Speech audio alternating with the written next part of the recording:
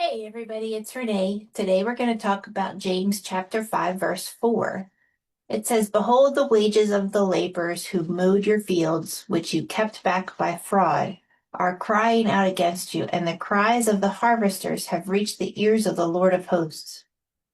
At the end of a long day, the workers finished cutting the grain. They were tired, their hands were sore, and they expected to get paid, just like the Old Testament law required, before the sun went down. But the boss held back their money. The gate slammed shut, and the workers went home with empty pockets.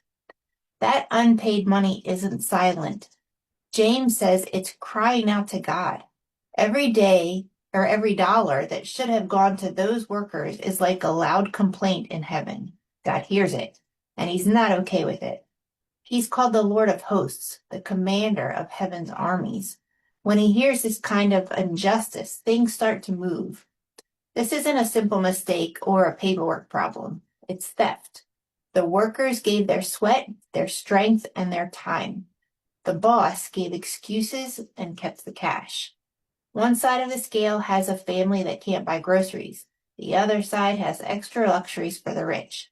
God calls that fraud, and fraud has a voice that reaches him. The same thing happened in the Bible before Abel's blood cried out from the ground. The Israelites worked as slaves in Egypt for 400 years without fair pay until God stepped in and brought justice.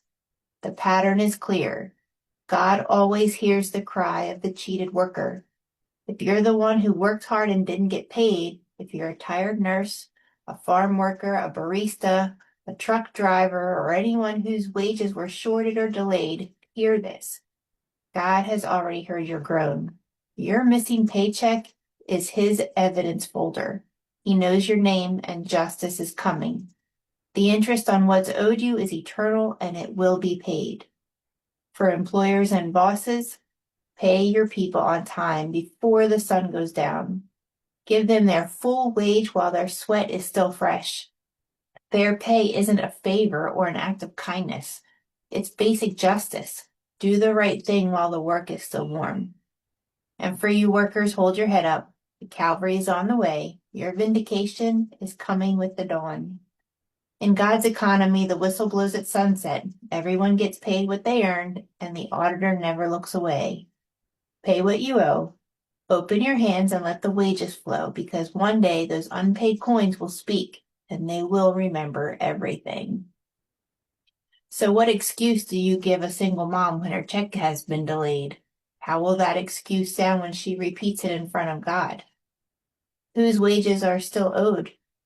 One text, one payment, or one envelope you could send right now could stop that crying before morning. Think about this today. See you later.